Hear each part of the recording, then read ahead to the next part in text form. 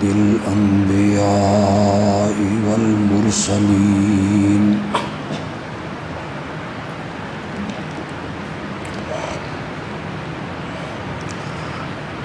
أما بعد فأعوذ بالله من الشيطان الرجيم بسم الله الرحمن الرحيم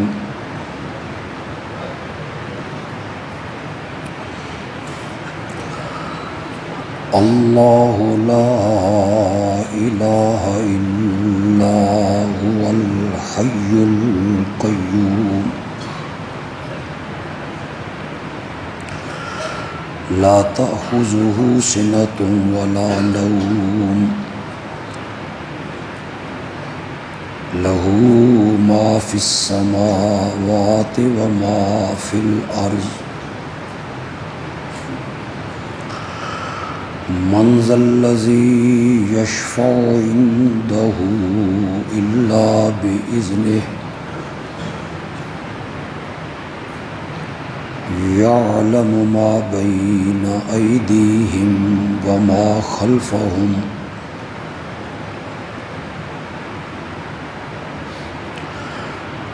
ولا يحيطون بشيء من علمه إلا بما شاء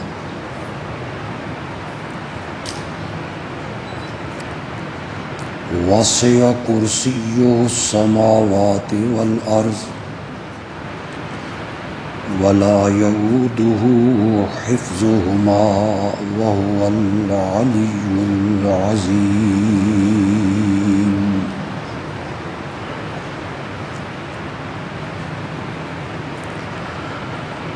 اللہ کے سوا کوئی عبادت کے لائق نہیں،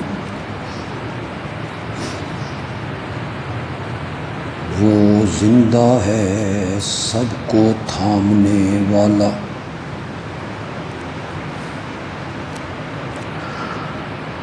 نہ اسے اونگ آتی ہے اور نہ نیند،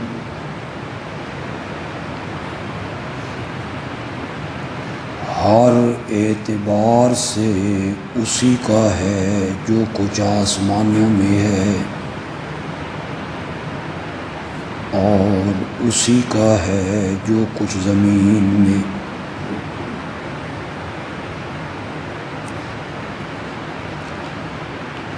کس کی مجال ہے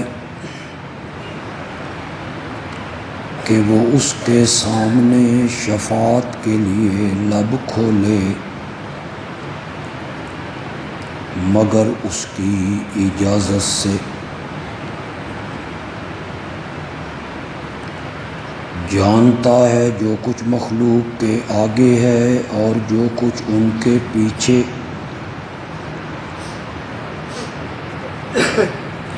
اور وہ سارے مل کر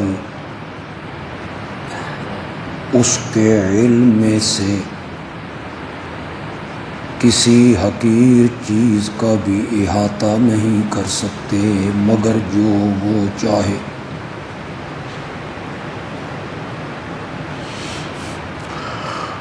اس کی قدرت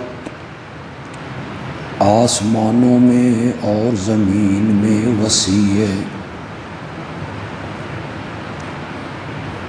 اور آسمان و زمین کی حفاظت کرنے سے وہ کبھی تھکتا بھی نہیں،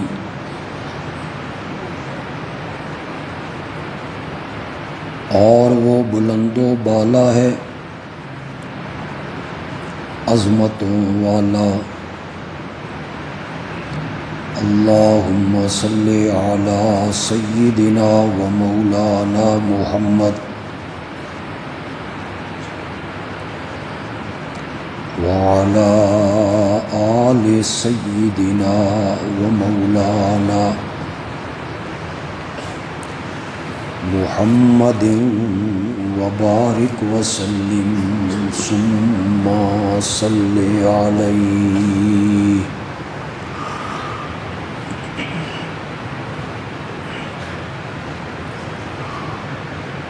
آیت کرسی کے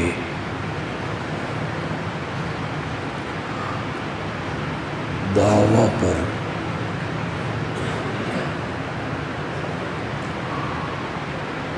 جو عقلی دلائل اللہ نے دیے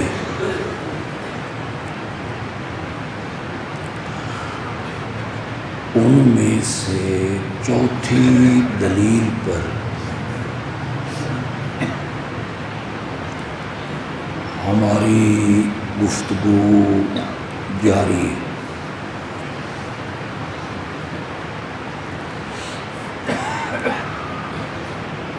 گزشتہ خطبے میں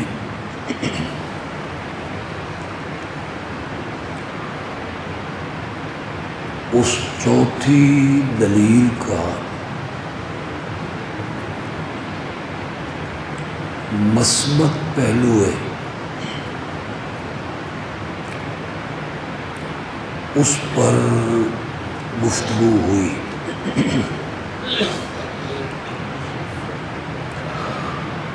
چوتھی دلیل اللہ نے دی لہو ما فی السماوات و ما فی الارض۔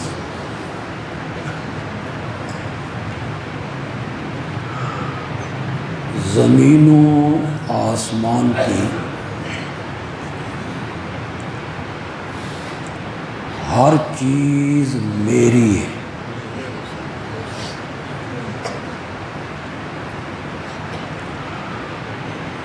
میں ہی ہر چیز کا مالک ہوں،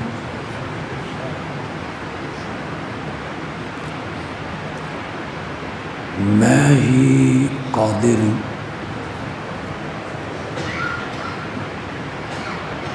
میں ہی مختار کل ہوں۔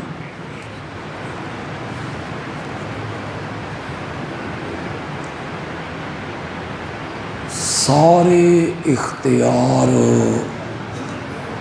میرے پاس،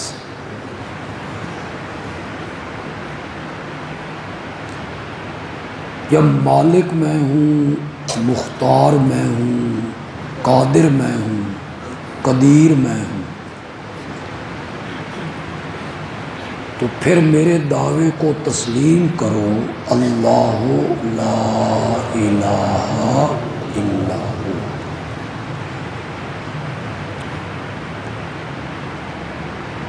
پھر اس کائنات کا الہ اور معبود بھی صرف ہو۔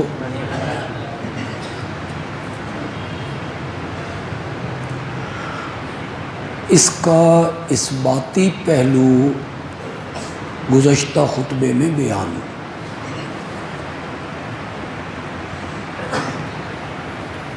اثباتی پہلو کیا ہے؟ اولاد دینے والا میں ہوں، بارش برسانے والا میں ہوں، روزی دینے والا میں ہوں، سورج چاند ستاروں کا نظام چلانے والا میں ہوں، ہر چیز کا ملک میرے پاس ہے۔ للہ ملک السماوات والارض لہ الخلق والامر۔ یہ اثباتی پہلو ہم نے بیان کی۔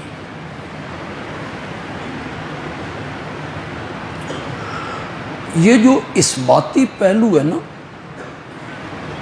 اللہ خالق ہے، اللہ مالک ہے، اللہ رازق ہے، بارش برسانے والا اللہ ہے، زمین و آسمان کو پیدا کرنے والا اللہ ہے، اس پہلو کو مشرکین مکہ بھی تسلیم کرتے تھے۔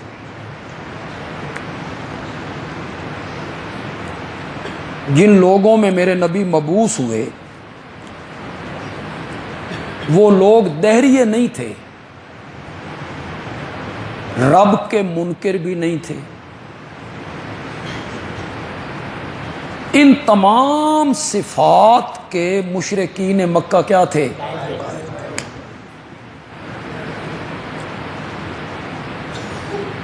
اس سے انہیں کوئی تکلیف نہیں تھی.